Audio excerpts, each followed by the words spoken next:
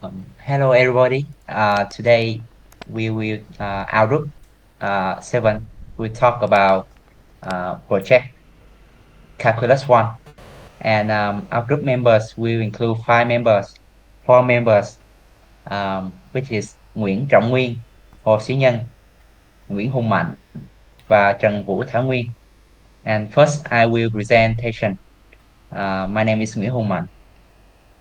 The first topic is about damn harmonic motion application on music.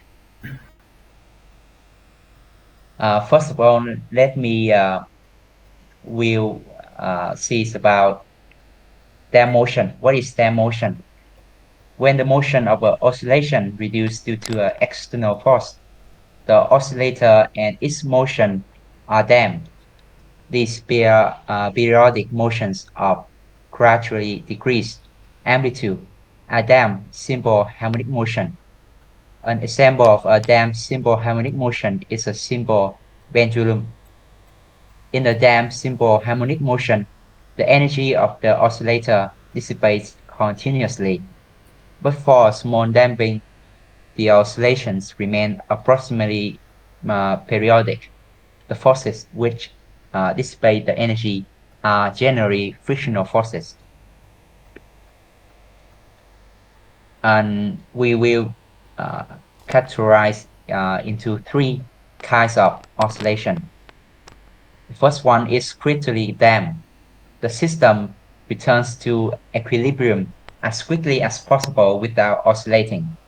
The second one is underdamped, which is the system oscillates at reduced frequency compared to undamped case, with the amplitude gradually decreased to 0.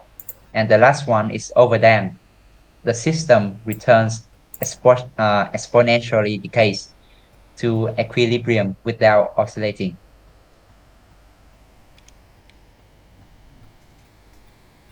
And this topic will talk about on the underdamping, which is overdamping, right? Underdamping, yeah, which is delta is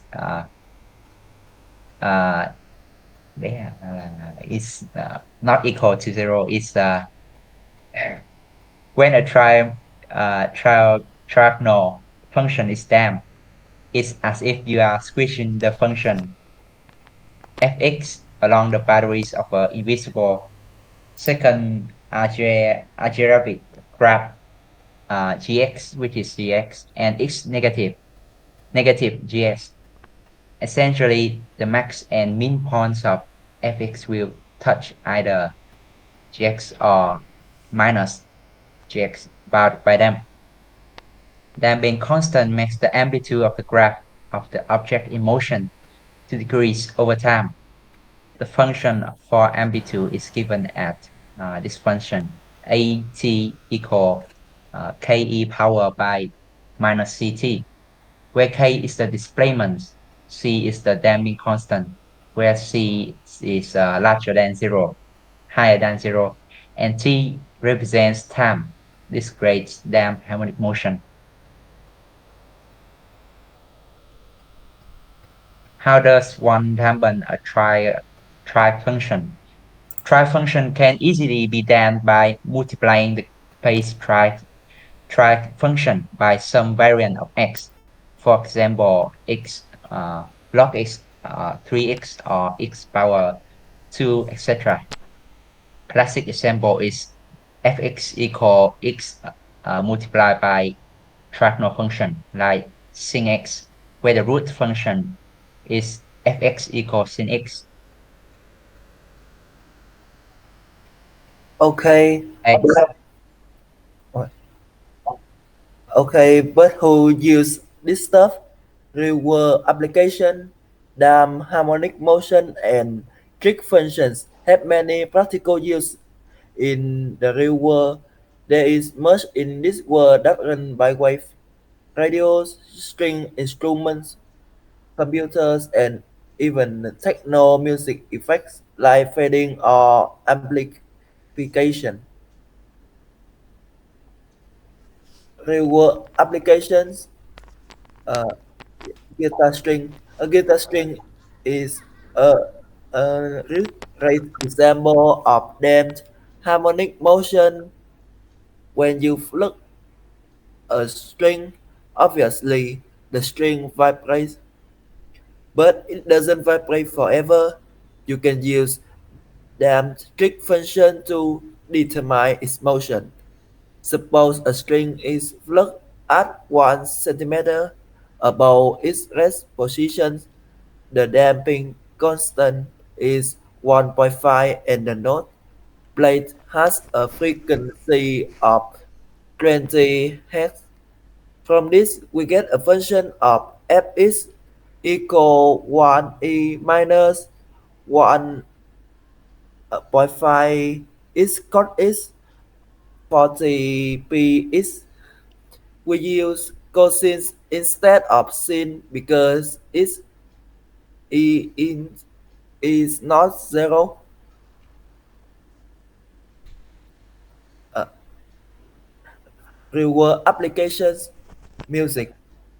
Music programmers or editors can use them trick function to their advantage. They can, for instance, make a certain song fade out by using an inverse logarithmic fade on the sine or cosine function.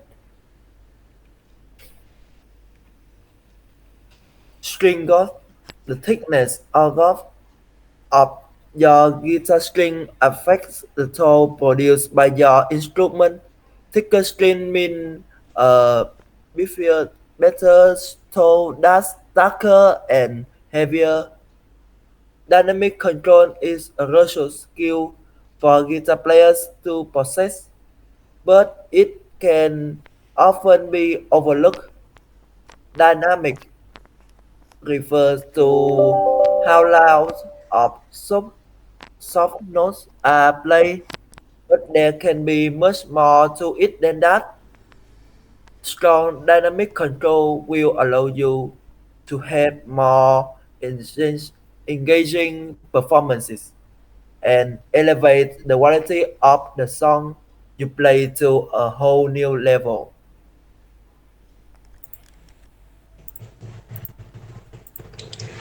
Let's come to the calculus used in business.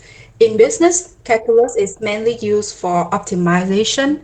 This includes maximizing profits, minimizing costs, and maximizing or minimizing productions. Also, calculus can be used to calculate the rate of change in cost or the marginal revenue for an interest-bearing account. Let's look at an example for a factory that manufactures and sells dress shirts. This factory is capable of producing 60 60,000 dress shirts per week. However, they want to optimize their production rate in order to minimize their production cost. How many dress shirts should they produce weekly? Can you guess it? Let's look at this and you can see the answer. Next, um, and there we have it. Since there's no possible way for the factory to make a negative amount of pressure, the optimal number produced is positive. We can see this when we graph the original cost function, Cx. The critical point is the positive x-intercept, which as we calculate earlier from C, uh, C, C pi x is about 50,000. So let's come to the calculus used in physics. The application of calculus in physics are abundant. This is because time is virtually always a factor in physics, and because modeling change is primary function of calculus. The application include all manner of kinematic, electrodynamic, fluid dynamic, and more. So, for example, you are driving a high-speed go-kart, racing your friends. When you cross the finish line in first place, you hit the brake and decelerate constantly at 16 feet per second, where you go car travel 200 feet after you hit the brake before it finally stops. How fast were you going when you first brake? So you can see the timetable, the comparison between the bracket begin and the bracket ends. Since we know the acceleration function at t equal minus s, we're decelerating, so the acceleration is negative. We can take the antiderivative to find the velocity function vt. Now let's take the antiderivative of our velocity function to get our position function. If we consider that at time t equals 0, the position is 0, we can see the constant d is equal to 0. This leaves us with the following function for position and velocity. Now let's solve for n, the time it takes to come to complete stop.